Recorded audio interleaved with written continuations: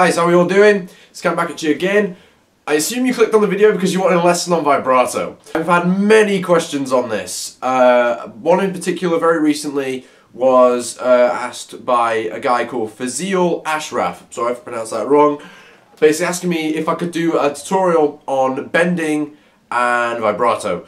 So that's what I'm going to give you. I'm not going to give you a formal lesson on how to do vibrato because I don't feel I do a very good job of it, to be honest. But instead I'm just going to give you some tips that will hopefully guide you to finding your own vibrato and how to take your vibrato further. And it's how I've developed mine over the years. Anyway, enough waffling, let's get talking. Tip number 1. What do you want to hear? By far the most important tip of all. And now, a lot of people when they start out, people will want to sound like their influences, which is natural because I was exactly the same. And once I started to develop my wide vibrato, as I chose for it to be wide, I was thinking, oh, I want to sound just like Zakk Wylde or Satchel, or actually Gus G was my big influence for vibrato, really. But I was thinking, fantastic, I'm well on my way there. And eventually, once I felt like I couldn't get any further, because you will feel like this when you're developing it, you will get to a point where it's like, can my vibrato get any better than this? And that's when you know you're at the best you can be.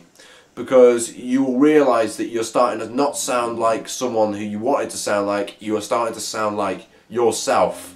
Which is what's the important thing. You can never want, you can want to sound like a famous influence as much as you want. You'll never get there because it's not possible. Everyone has their own attack, their own approach, and it is, as Zakk Wylde very rightly says, it is a guitarist's trademark fingerprint. You can give every, take Angus Young, Steve Vai, I don't know, Kirk Hammett, give them all the same lick.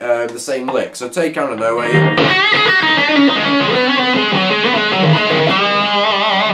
give them all that. Whatever that was, I don't know, just give them all that and they'll all sound like themselves because they have their own way of attacking, their own way of applying their own strength, and it'll all come out different. So when you start out, think about what you want to hear, chase that for a bit, you get as close to how you want to sound as you physically can. Because once you get to that point, you know that's when you've found your vibrato, your own voice. There we go. Tip number 2. Use more than one finger. A great tip for life in a whole manner of different areas, but we'll get to that some other time. To start with, everybody knows the pentatonic shape, I presume. But I'll take the A minor pentatonic position for starters.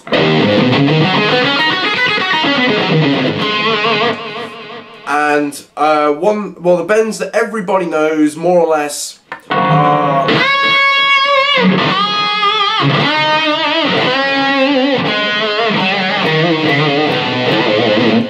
and it's all about using more than one finger to support, if you will, and add control to your bending and vibrato. So, take that first pentatonic bend I did. I took the my ring finger and supported it with these two.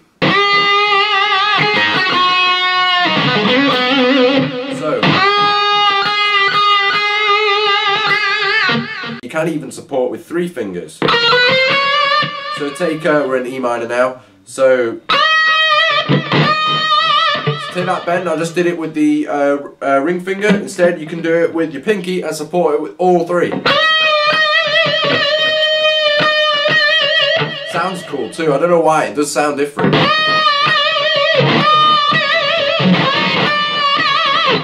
So, that's one tip. Use more than one finger. It doesn't matter where it is, apart from maybe with your index.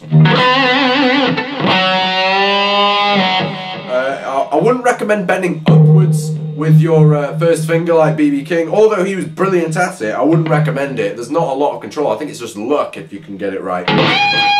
It's not the same thing. But that's a tip for life. Use more than one finger.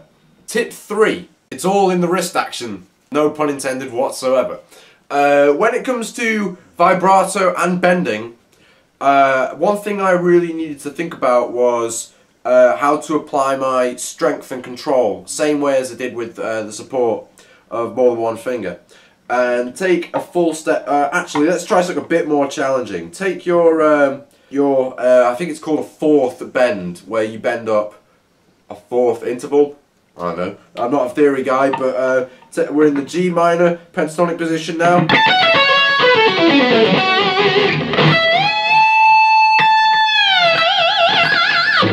So, what I did then is think about the strength. And what it was, I do this whenever I'm teaching people, is take the actual action. Instead of pushing up with your fingers, it's about the rotation. And the way I teach with analogies. It's the best one I've got right now. I need a better one really, but think of it as like putting a key in a lock. It's basically about twisting around and hooking up the strings. And if you can team that with support of more than one finger and the rotation, you've got spades of control. You've got loads, and it becomes verging on effortless. It'll take a bit to get used to begin with, but it builds your strength. It's full of control, as I've said already, and it just immunes you from criticism, because you have a whole different spectrum of bending. You have more notes open to you, because instead of being limited to say half a step or a full step, you've got a whole fourth at your grasp, if you should beg to go there. Cable malfunction.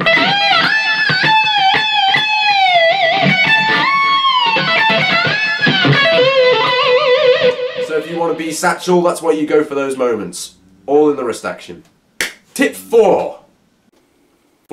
Building strength. This is the easiest tip of all, and you can do this starting right now. I assume you've got your guitar in your hand, and it's a tip I very, very fiendishly robbed from Zach Wilde. And it's about getting vibrato to sound the same with each finger. Take vibrato, this is my style I guess, but take, I don't know, 3rd fret, low E string.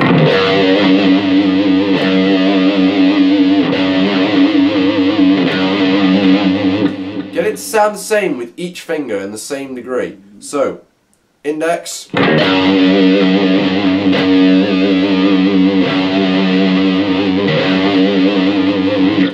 And it encourages you to apply the same amount of strength with each finger, and it just gives you a better all-round strength. And don't just try it on the low strings, try it all over the place. So there you've got there, try it 12th fret E string,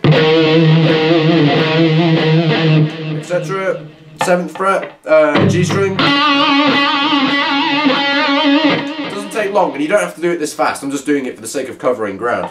You could even try it, should you desire, 20th fret.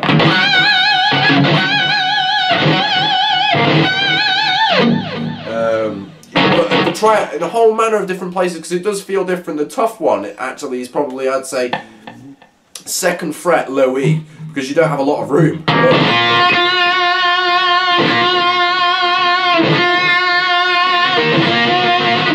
That's a real test, that, to get it to sound the same on the 2nd fret of the high E string. That is a workout for your pinky, and trust me, and it really does help. So building strength, getting it all to sound the same with each finger, and then you're all done. And it also helps with your bending as well. Thanks very much for watching this video, you guys. I hope you've liked what you've seen. I hope those tips bring out the very best of your vibrato. Please like and subscribe if you enjoyed. I'll catch you again in the next one. See you later.